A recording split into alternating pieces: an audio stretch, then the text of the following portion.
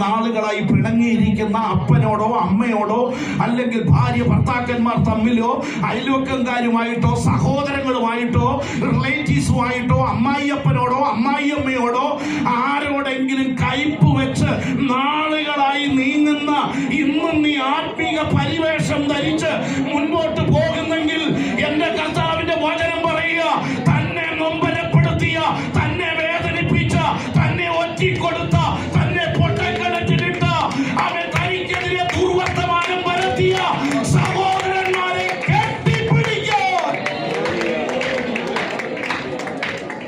അതാണ് ദൈവസ്നേഹം. സ്നേഹം ദീർഘമായി ക്ഷമിക്കുന്നു.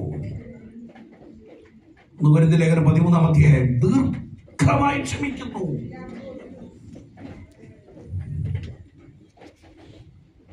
സ്നേഹമെല്ലാം പൊറുക്കുന്നു. സ്നേഹം എല്ലാം. നമ്മൾ എത്ര പറഞ്ഞാലും ഒന്നുകൂടെ ചോദിക്കും, സത്യമാണോ?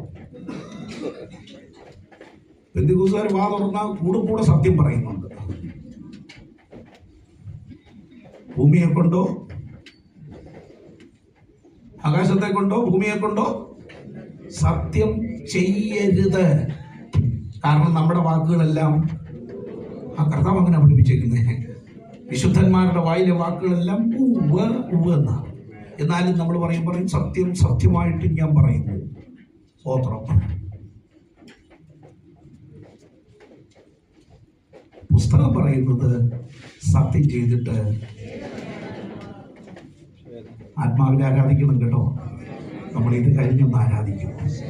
ഇന്ന് പകൽ ദൈവത്തിന്റെ വചനത്തിന്റെ മുൻപിൽ, ആ കണ്ണാടിയുടെ മുമ്പിൽ നമ്മളെ ഒന്ന് കാണാൻ പരിശുദ്ധാത്മാവ് ഇടവരുത്തട്ടെ. ഞാൻ ആ ഭാഗത്തൂടെ പോയ സമയം അതിവേഗം മുമ്പോട്ട് കടന്നു പോവുകയാണ്. ഇവിടെ കെട്ടിപ്പിടിച്ച് കരഞ്ഞു, സഹോദരന്മാരെ കെട്ടിപ്പിടിച്ച് കരയുന്നു. ഈ 10 പേരും വല്ലാതെ തന്നെ നൊമ്പരപ്പെടുത്തിയവരാണ്. എല്ലാവരും ഞാൻ ക്ഷമിക്കാം, പക്ഷെ ഞാൻ എന്ത് ചെയ്യത്തില്ല. സ്വതന്ത്രം. ഇച്ചിരി സമയമൊക്കെ ജോസഫ് ഏതാണ്ട് നമ്മളെ പോലെ ആയിരുന്നു കേട്ടോ. ഇതിനു മുമ്പ് ആ ചാക്കിനകത്ത് ഇച്ചിരി വേലയൊക്കെ കാണിച്ചത് അതിന്റെ ഫലമാണ്. നമ്മളെപ്പോലൊക്കെ അത്യാവശ്യം. പക്ഷെ എന്നാലും അത് നീട്ടിക്കൊണ്ടു പോകാൻ പറ്റുന്നില്ല. അത് ആത്മീയ ലക്ഷണം. നീട്ടിക്കൊണ്ടുപോകാൻ പറ്റുന്നില്ലാത്തൊരു നൊമ്പരമകത്തുണ്ടാവുക. അയ്യോ, എൻ്റെ സഹോദരന്മാർ